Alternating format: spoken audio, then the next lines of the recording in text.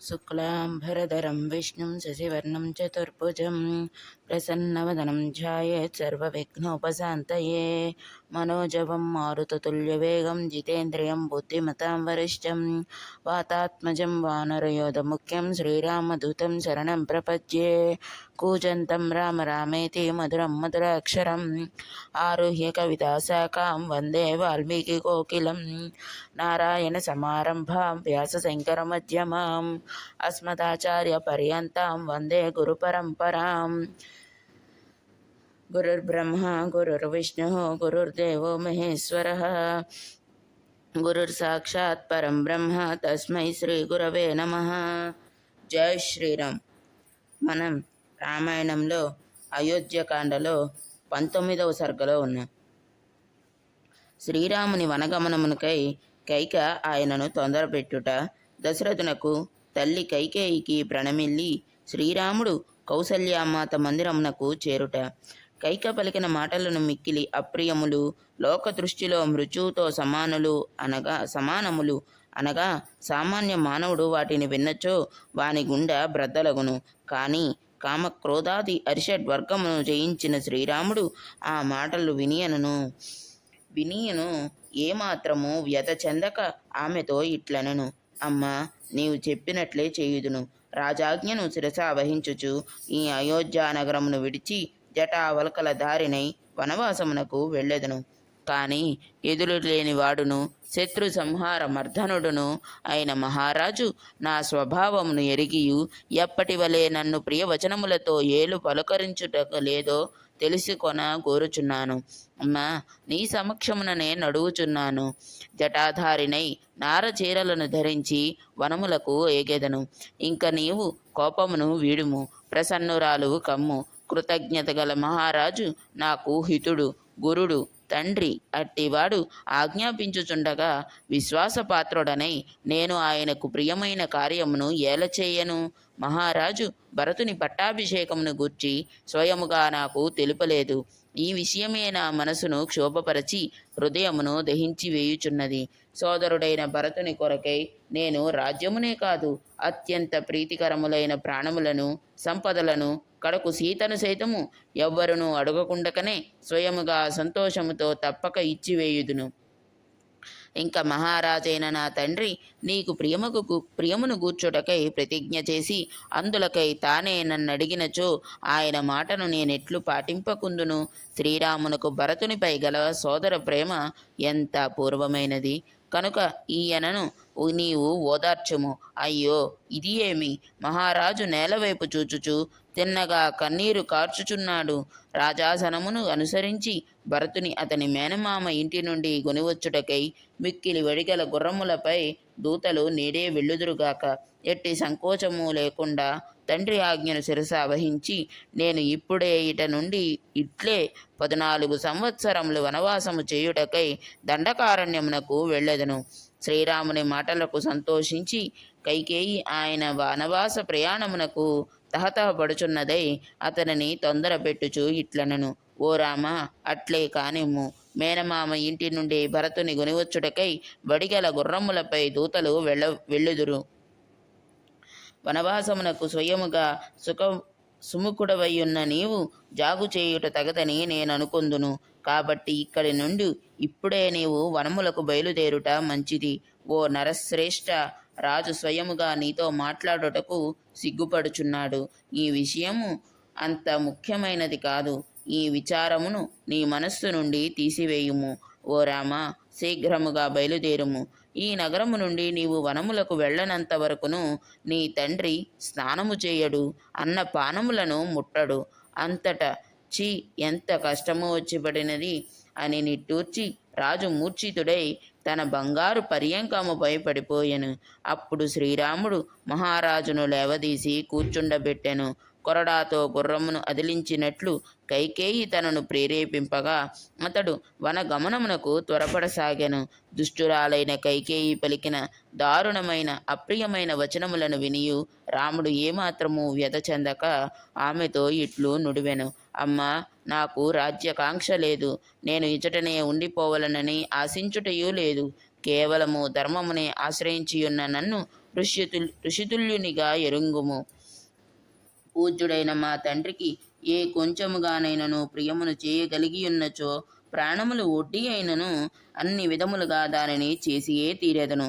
తండ్రికి శుశ్రూష చేయుట, ఆయన ఆజ్ఞలను పాటించుట అను వాటి కంటే మించిన ధర్మాచరణము మానవులకు మరి ఒకటి లేనే లేదు. పూజ్యుడైన నా తండ్రి స్వయముగా నన్ను ఆదేశింపకునున్నను. మీరు చెప్పినారు కదా, అది చాలును. నేను 14 సంవత్సరముల నిర్జన ప్రదేశమున తప్పక నివసించదను. ఓ కైకేయీ మాత, నన్ను శాసించుటకు నీకు పూర్తిగా అధికారమున్నది. నీ ఆజ్ఞ ఎట్టిదైనను దానిని నేను శిరస వహింతును. నీవు స్వయముగా నాకు చెప్పక రాజుతో నుడివి ఆయనకు కష్టము కలిగించితివి. దీనిని బట్టి నీవు నా గుణములను నిజముగా గ్రహించినట్లు లేదు. అమ్మా కౌసల్యమాతకడ సెలవు కైకొని సీతను అనునయించి వచ్చేదను. నాకు ఇంత మాత్రము గడువు నిమ్ము. అనంతరము నేడే దట్టమైన దండకారణ్యమునకు వెళ్ళెదను. ఈ రాజ్యమును భరతుడు పాలింపగలడు. మరియు అతడు తండ్రి గారికి సేవలు చేయునట్లును చూడుము. ఇది ఏ సనాతన ధర్మము. అప్పుడు తండ్రి అయిన దశరథుడు శ్రీరాముని వచనములను విని మిక్కిలి దుఃఖమును మునిగిపోయెను.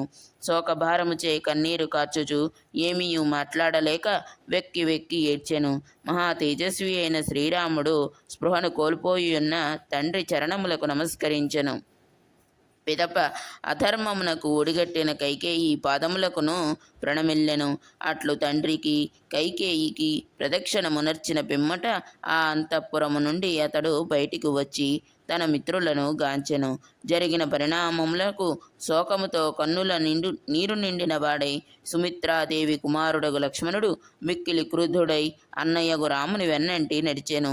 శ్రీరాముడు పిమ్మట ఈ సంభారములతోడనే నా ప్రియ సోదరుడైన భరతునకు పట్టాభిషేకము జరుగుగాక అని భావించుచు పట్టాభిషేకమునకై సిద్ధపరచబడిన మంగళ ద్రవ్యములకు ప్రదక్షిణమునర్చెను. మరల వాటిపై వైపే చూడక తిన్నగా అచటి నుండి కదిలెను. పట్టాభిషేకం ఆగిపోవుట వలన శ్రీరాముని ముఖశోభ కించిత్తైనను తగ్గలేదు.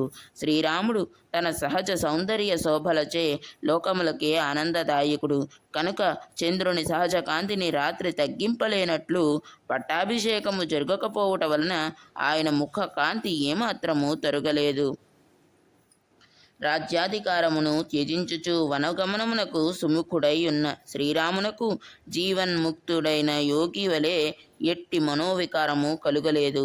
స్థితప్రజ్ఞుడైన శ్రీరాముడు శుభప్రదమైన శ్వేత ఛత్రమును చక్కగా అలంకరింపబడిన వింజామరలను వలదని వారించెను. మిత్రులను, రథమును, పౌరులను తదితర జానపదులను పంపివేచెను. తన వన గమనము వలన దుఃఖార్తులైన ఆత్మీయులను చూచి తనలో పెళ్ళుబికిన దుఃఖమును తనలోనే ద్రిగమింగుకొనెను. ఇంద్రియములను నిగ్రహించుకొనెను. తన తల్లికి అప్రియమైనను ఈ వార్తను ఆమెకు తెలుపదలచిన వాడై అతడు కౌసల్యాదేవి అంతఃపురమున ప్రవేశించెను. పట్టాభిషేకమును చూచుటకై చక్కగా ముస్తాబై వచ్చిన ఆత్మీయులు ఉత్తమ గుణములు కలిగిన వాడు సత్యవాది అయిన శ్రీరాముని ముఖమున ఎట్టి మార్పును గమనింపలేదు. శరత్కాలమునందు పున్నమి నాడు 16 కళలతో ప్రకాశించుచున్న చంద్రుని ఆయన సహజ కాంతి విడువనట్లు మహాబాహువైన శ్రీరాముని నుండి ఈయన విషయమున సహజమైన సంతోషము ఏ మాత్రము తొలగలేదు. ఆ మహాత్ముని విషయమున అట్లు జరుగుట సముచితమే. ధీరుడు మహా యశస్వి అయిన శ్రీరాముడు తన సరసన గల జనులందరినీ మృదు మధుర వచనములతో సంతోషపరచుచు తిన్నగా తల్లి యొద్దకు చేరెను. సోదరుడైన శ్రీరాముని వలె సుఖ దుఃఖములను సమానముగా భావించువాడు మహాపరాక్రమశాలి అయిన లక్ష్మణుడు తనలోని దుఃఖమును నిగ్రహించుకొనుచు అన్నను అనుసరించెను. శ్రీరాముడు అడుగిడి సమయమున మాతృమందిరమంతయు మిక్కిలి సంతోషంతో నిండి ఉండెను. హఠాత్తుగా వచ్చిపడిన ఈ ఆపదను గూర్చి విన్నచో అచ్చటి సహృజనుల ప్రాణములకు ముప్పు వాటిల్లునని అతడు శంకించెను. అందువలన అతడు తన ముఖమున ఎట్టి వికారమునకు తావీయలేదు. 21వ సర్గము. శ్రీరాముడు తన వనవాస వార్తను కౌసల్య మాతకు తెలుపుట, అంతటా ఆమె తీరని దుఃఖమునకు గురి అయి ఆక్రందించుచు తన వేదనను శ్రీరామునకు తెలుపుట. నరశ్రేష్ఠుడైన ఆ రాముడు తండ్రికి నమస్కరించి అచ్చటి నుండి తల్లియగు కౌసల్యాదేవి భవనమునకు బయలుదేరెను. ఇంతలో స్త్రీల అంతఃపురము నుండి గొప్ప ఆర్తనాదము వినబడెను. తండ్రి ఆదేశింపకయున్నను శ్రీరాముడు తనకు తానుగా స్వయముగా అంతఃపురమునకు సంబంధించిన కార్యములను అన్నింటినీ నెరవేర్చుచు మనకు సంరక్షకుడుగా ఉండేవాడు. అట్టి రాఘవుడు ఇప్పుడు వనములకు వెళ్ళనున్నాడు. పుట్టినప్పటి నుండి కన్న తల్లి యగు కౌసల్య ఎడ మసలుకొనిన తీరుగనే మన విషయమున కూడా రఘువరుడు ప్రవర్తించుచూ వచ్చెను. ఎవరు ఎంతగా పరుష వచనములను పలికినను శ్రీరాముడు వారిని పల్లెత్తు మాట కూడా అని ఇరుగడు. ఇతరులకు ఎప్పుడైనను కోపము కలుగునట్లుగా మాట్లాడడు. అట్టి పనులను చేయడు. అంతేకాదు అతడు క్రుద్ధులైన వారందరినీ శాంతపరచుచు ప్రసన్న వదనుడై ఉండేవాడు. అయ్యో, అట్టి మన రాముడు నేడే ఇచటి నుండి అరణ్యములకు వెళ్ళిపోవుచున్నాడు. అయ్యో, మన రాజు దశరథుని బుద్ధి దెబ్బతినినట్లున్నది. సర్వ ప్రాణులకును దిక్కైన శ్రీరాముని అడవుల పాలు చేయుచున్నాడు. ఈ విధముగా ఇతడు సమస్త జీవకోటిని పరితాపములకు గురి చేయుచున్నాడు అని అంతఃపురమునందలి రాణులందరూ లేకదూడలను ఎడబాయుచున్న దేనువు వలె దుఃఖముతో బిగ్గరగా ఏడ్చుచు రాజును నిందింపసాగిరి. పుత్రశోకముతో కుమిలిపోవుచున్న మహారాజు అంతఃపురమునందలి బాధాకరమైన ఆ రోదధ్వనులను విని దుర్భరమైన దుఃఖముతో తలపమునందే ముఖమును దాచుకొనెను. అంతట శ్రీరాముడు ఆ అంతఃపురమునందలి రోదన ధ్వనులు చెవికి సోకినంతనే చలించి ఏనుగువలే నిట్టూర్చెను. పిమ్మట తనను తాను నిగ్రహించుకొని తమ్ముడైన లక్ష్మణునితో కూడి కౌసల్యాదేవి అంతఃపురమునకు చేరెను. అంతఃపుర ద్వారము కడ మిక్కిలి పూజ్యుడైన ఒక వృద్ధుడు కూర్చొని ఉండెను. శ్రీరాముడు అతనిని ఇంకను అతడు కూర్చొని ఉన్న ఇతరులను చూచెను. అప్పుడు అతడ ఉన్నవారందరూ శ్రీరాముని చూచిన వెంటనే లేచి నిలబడి మహానుభావుడైన శ్రీరాముడు వర్ధిల్లుగాక అనుచు జయ జయధ్వనులు చేయసాగిరి. అంతట శ్రీరాముడు మొదటి కక్షను దాటి రెండవ కక్ష యందున్న వేద పండితులైన వృద్ధ బ్రాహ్మణులను దర్శించెను. వారందరూ రాజుచే బాగుగా సత్కరింపబడిన వారు. పిమ్మట అతడు ఆ విప్రులకు నమస్కరించి ముందునకు సాగి మూడవ కక్ష యందు ద్వార రక్షణ తత్పరులైయున్న యువతులను వృద్ధ స్త్రీలను గాంచెను. అతడి ఆ యువతులు వృద్ధ స్త్రీలు రాముని గాంచి మిక్కిలి సంతోషపూర్వకముగా జయ జయ ధ్వనులతో శుభాశీస్సులు పలికి త్వరగా కౌసల్య మందిరమునకు ఏగిరి. వారు ఆ రామజననికి ప్రియమైన రాఘవుని ఆగమన వార్తను నివేదించిరి. కౌసల్యాదేవియు నియమనిష్టలతో ఆ రాత్రిని గడిపెను. ప్రభాత సమయమున పుత్రుని హితమును గోరుచు శ్రీ మహావిష్ణువును ఆరాధించెను. పట్టు వస్త్రములను ధరించి ఉన్న కౌసల్య ప్రసన్న చిత్తముతో నిరంతరము వ్రతపరాయణయై ఉండెను. అప్పుడామె మంగళ కార్యములను నిర్వర్తింపజేసి మంత్రపూర్వకముగా బ్రాహ్మణులచే హోమ విధులను జరిపించుచుండెను. ఆ సమయమున శ్రీరాముడు తల్లి యొక్క మంగళకరమైన అంతఃపురమున ప్రవేశించెను. అచ్చట అగ్ని కార్యములను జరిపించుచున్న తల్లిని దర్శించెను. దైవారాధన నిమిత్తమై సిద్ధపరచబడి ఉన్న పెరుగు, నెయ్యి, మోదకములు, అక్షతలు మొదలగు హోమ ద్రవ్యములను గాంచెను. ఇంకను రఘునందనుడు పేలాలను, తెల్లని పువ్వులను, పాయసమును, నువ్వుల అన్నములను, అట్లే సమిదలను, పూర్ణ కుంభములను చూచెను. వ్రత నియమములను పాటించుచుండుటచే కౌసల్యాదేవి కృషించి ఉండెను. ఆమె తెల్లని పట్టు వస్త్రములను దాల్చి దేవత వలె శోభిల్లుచు తమ ఆరాధ్య దైవమైన విష్ణువును జలాభిషేకములతో తృప్తిపరచుచు సేవించుచుండెను. అట్టి కౌసల్యామాతను రాఘవుడు దర్శించెను. అంతట కౌసల్య తనకు ఆనందదాయకుడైన శ్రీరాముడు చాలా కాలమునకు తన కడకు రాగా సంతోషముతో పొంగిపోయెను. పిదప ఆమె ఒక ఆడుగుర్రము తన కిశోరమును తన పిల్లను చేరినట్లు ప్రేమతో తన కుమారుని సమీపించెను. అప్పుడు ఆ రాఘవుడు తనకు ఎదురుగా వచ్చిన తల్లికి పాదాభివందనం ఆచరించెను. ఆమె కుమారుని అక్కున చేర్చుకొని మక్కువతో మూర్ధమును ఆఘ్రాణించెను. పిమ్మట కౌసల్యాదేవి అసహాయ సూరుడైన తన కుమారుడిని శ్రీరాముని చంద్రునిపై గల పుత్ర వాత్సల్యముతో ఆయనకు ప్రియమును హితమును గూర్చుచు ఇట్లు నుడివెను. ఓ కుమార, వృద్ధులను ధర్మమూర్తులను మహాత్ములను అయిన రాజర్షుల వలె దీర్ఘాయువును ఘన కీర్తిని ఇక్ష్వాకు వంశోచితమైన ఉదాత్త ధర్మమును పొందుదువుగాక. ఓ రాఘవ, సత్యసంధుడైన మీ తండ్రి యగు మహారాజును దర్శింపుము. ఆ ధర్మాత్ముడు నేడే నిన్ను యువరాజు పట్టాభిషిక్తుని గావించును. పిమ్మట ఆమె, నాయన భోజనము చేయుము అని పలుకగా రాఘవుడు భోజనాసమును స్పృశించి తన వనగమనమును గూర్చి తల్లితో తెలుపుటకు బిడియపడుచు అంజలి ఘటించెను. సహజముగానే వినయశీలి అయిన ఆ రాముడు తాను దండకారణ్యమునకు బయలుదేరుచున్న వాడగుటచే తల్లిపై గల గౌరవంతో ఆమె అనుజ్ఞ గైకొనదలిచి వినమ్రుడై ఇట్లు పలుకనారంభించెను. అమ్మ, గొప్ప భయావహ స్థితి ఏర్పడినది. నిజముగా నీకు తెలియకపోవచ్చును. ఈ వార్త నీకు, వైదేహికి ప్రియమైన లక్ష్మణునకు దుఃఖమును కలిగించవచ్చును. అయినను తెలిపెదను. దండకారణ్యమునకు వెళ్ళుచున్న నాకు ఈ రత్న ఆసనములతో పని ఏమి? నేను దర్భాసనముపై కూర్చుండవలసిన సమయము ఆసన్నమైనది. నేను రాజభోగములను త్యజించి కందమూలాలను తినుచు మునుల వలె నిర్జనమైన వనమునందు 14 సంవత్సరముల పాటు నివసింపవలసి ఉన్నది. మహారాజు భరతుని యువరాజ పట్టాభిషిక్తునిగా చేయును. ఆయన నన్ను మాత్రము దండకారణ్యమున ముని వృత్తిలో నివసింపవలసినదిగా ఆజ్ఞాపించెను. నేను నిర్జనారణ్య ప్రదేశమున 14 సంవత్సరముల కాలమును అడవులలో లభించు ఫలమూలములను సేవించుచు వానప్రస్థుని వలె కాలము గడుపుదును. ఆ మాటలను విన్నంతనే ఆ కౌసల్యాదేవి అరణ్యమున గొడ్డలిచే నరకబడిన మద్ది చెట్టు యొక్క కాండము వలెను, దివి నుండి భువికి జారిన దేవత వలెను క్షణములో నేలపై పడిపోయెను. అట్టి తీవ్రమైన దుఃఖమునకు తట్టుకొనలేక మూర్ఛిల్లి అరటి బోదె వలె నేలపై పడియున్న కౌసల్యామాతను శ్రీరాముడు లేవనెత్తెను.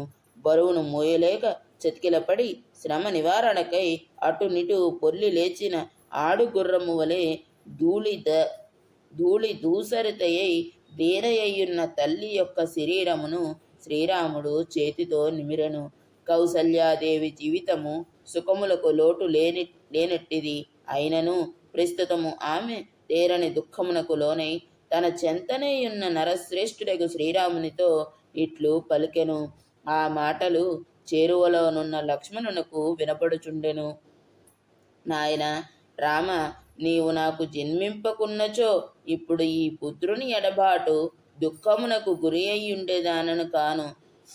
అప్పుడు నాకు సంతానము లేదను దుఃఖము మాత్రమే మిగిలి ఉండేది. దానికంటేను ఈ పుత్రుని ఎడబాటు దుఃఖము మిక్కిలి దుర్భరమైనది. గొడ్రాలికి తనకు సంతానము కలగకపోయినే అను మనస్తాపం ఒక్కటి తప్ప మరి ఒక దుఃఖము ఉండదు. ఓ రాఘవ, భర్త అధికారమునందు పట్టమహిషిగా ఆభరణాది ఐశ్వర్య లాభములను గాని పతి యొక్క ఆదర అభిమానములతో కూడిన గొప్ప సుఖములను గాని ఇంతవరకు పొంది ఉండలేదు. ఇక పుత్రుడు అధికారంలో నుండగానైనను అట్టి కోరికలు తీరవచ్చునను ఆశతో జీవించి ఉంటిని. అట్టి నేను రాజునకు పెద్ద భార్యను అయ్యుండియు ఇక మీదట నిరంతరము సూటిపోటి మాటలతో నా మనస్సును గాయపరుచునట్టి నాకంటే చిన్నవారైన సవతుల యొక్క పెక్కు పరుష వచనములను వినవలసి వచ్చును. సవతులతో మాటలు పడుట కంటే స్త్రీలకు బాధాకరమైనది మరి ఒకటి ఏమీ ఉండును. అంతులేని నా ఈ శోకము విలాపము ఇట్టిది ఇంతటిది అని చెప్పుటకు శక్యము కాదు. నీవు ఇక్కడ ఉన్నప్పుడే నేను ఇట్టి నిరాదరణకు లోనైతిని. నాయన, నీవు దూరమైనచో ఇక చెప్పవలసినది ఏమి? అప్పుడు నాకు మరణము తథ్యము. ఇంతవరకును నేను భర్త యొక్క గద్దింపులకును ఉపేక్షకులకును మాత్రమే గురి అయితిని.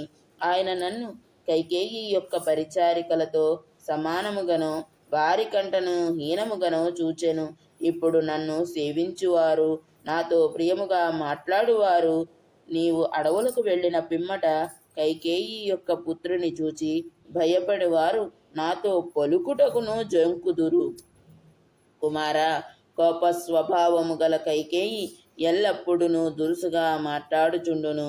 అట్టి ఆమె ముఖమును నిస్సహాయ స్థితిలోనున్న నేను ఎట్లు చూడగలను? ఓ రాఘవ, నీవు యువరాజువైనచో నా కష్టములు అన్నీయు కడతేరునని ఆశించి నీవు జన్మించినప్పటి నుండి ఈ 17 సంవత్సరముల నిరీక్షించుచూ వచ్చితిని. ఇప్పుడు మన శ్రీరాముడి వయస్సు 17 సంవత్సరములు. ఓ రఘునందన, ఇంతవరకు సవతులు సూటిపోటి మాటల వలన కలిగిన దుఃఖ కారణముగా నేను మానసికముగా కృంగి కృషించియుంటిని. ఇక చిరకాలము వారి తిరస్కారము వలన కలుగు తీవ్ర దుఃఖమును నేనెంత మాత్రము భరింపజాలను. ఇక్కడ సంవత్సరాలంటే జన్మించినప్పటి అంటే ఉపనయనము జరిగినప్పటి నుంచి, ఆయనకి ఉపనయన సంస్కారం జరిగినప్పటి నుండి ఇప్పటి వరకు ఆయనకి ఈ 17 సంవత్సరాలు నిరీక్షించింది ఆవిడ కౌసల్యామాత. నిండు చంద్రుని వలె ఆహ్లాదకరమైన నీ ముఖ శోభలను చూడకుండా దీనురాలనై నేను దుఃఖమయమైన జీవితమును ఎట్లు గడపగలను? బహుశ్రమల కోర్చి ఉపవాసములనర్చి దేవతలను ధ్యానించి ఆరాధించి నోములు నోచి నిన్ను గని ప్రేమతో పెంచితిని. నేను దురదృష్టవంతురాలనగుట వలన నీవు అరణ్యములకు వెళ్ళుటతో అవన్నీ వ్యర్థములే అగుచున్నవి. ఇంకా నాకు మిగిలియున్నది తీరని దుఃఖము మాత్రమే. వర్షాకాలము నందు కుంభవృష్టి వలన క్రొత్త నీటిచే పొంగి పొర్లుచున్న ప్రవాహపు దాటికి మహానదీ తటములు తెగిపోవును. కానీ ఇంతటి దుర్భరమైన దుఃఖ వార్త యొక్క ఆటుపోట్లకు గురి అయ్యును. నా హృదయము మాత్రము బ్రద్దలగుటలేదు. కనుక నా గుండె గట్టిది అని నేను తలంచుచున్నాను. ప్రాణభీతిచే ఏడుచుచున్న లేడిని సింహము బలవంతముగా లాగుకొని పోవును. కానీ యముడు మాత్రము నా ప్రాణములను హరించుకొని పోవుటకు ఇష్టపడుటలేదు. ఎలనన యమలోకమున కూడా నాకు చోటు లేదేమో. కనుక నిజముగా నాకు మరణమే లేనట్లున్నది. దుర్భరమైన ఇంతటి కష్టము వచ్చిపడినను నా హృదయము పగిలిపోవుటలేదు.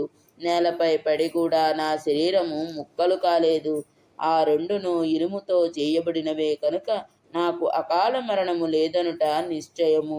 సంతాన ప్రాప్తికై నేను నోచిన నోములు, చేసిన దానములు, వనర్చిన ధ్యానాదులు, ఆచరించిన తపస్సులు ఈ సంఘటన కారణముగా చెవిటి నేలలో నాటిన విత్తనముల వలె నిష్ఫలములై ఉన్నవి. దూడకు దూరమైన గోవు వలె నీకు దూరమైనచో, నీ ఎడబాటునకు గురి అయినచో నేను జీవింపజాలను. తీవ్రమైన దుఃఖముల తాకిడికి తట్టుకొనలేని స్థితిలో ఉన్నవాడెవ్వడైనను స్వేచ్ఛగా అకాల మరణమును పొందగలిగినచో నేనును యమలోకమున చేరి ఉండేదానను. చంద్రుని వంటి ముఖ కాంతుల గలవో కుమార, స్వేచ్ఛ మరణము నాకు అసంభవము అయినప్పుడు ఇక నీకు దూరమై నేను జీవించుటయే వృధా. కావున వాత్సల్య కారణముగా విడిచి ఉండలేని గోవు లేగను వలె నేనును నిన్ను అనుసరించి వనములకు వచ్చెదను. కౌసల్యాదేవి సత్య ప్రతిజ్ఞుడైన శ్రీరాముని గూర్చి ఆలోచించెను. రాముడు అరణ్యములకు వెళ్ళినచో ఇక్కడ సపత్నుల వలన తనకు ఎదురగు దుఃఖ పరిస్థితులను సమీక్షించెను. పర్యవసానముగా తనకు సంభవించనున్న ఆ తీవ్ర దుఃఖములను తాను తట్టుకొనలేనని గ్రహించెను. అట్టి స్థితిలో బంధింపబడిన సుతుని చూచి దుఃఖిత అయిన కిన్నెర స్త్రీ వలె ఆమె భోరుమనుచు మిక్కిలి విలపించెను. ఇక్కడ అరణ్యానికి దండకారణ్యము అనే పేరు ఎందుకు వచ్చింది అనేది ఇక్కడ కథ ఉంది. ఆ కథ చదువుతున్నాను. దండుడు అనువాడు ఇక్ష్వాకు మహారాజు కుమారుడు. ఇతడు దుష్టుడు. బాల్యమున ఆటలలో కూడా ఇతడు తోడిబారులను మిక్కిలి హింసించుచుండువాడు. ఇతని దుశ్చేష్టల కారణముగా ఇతని తండ్రి తన నగరము నుండి వెడలగొట్టి వింధ్య పర్వతమునకు పంపెను. వింధ్య పర్వతమునకు దక్షిణమున ఇతడు మధుమంతము అను పురమును నిర్మించుకొని ఆ ప్రాంతమును పరిపాలించెను.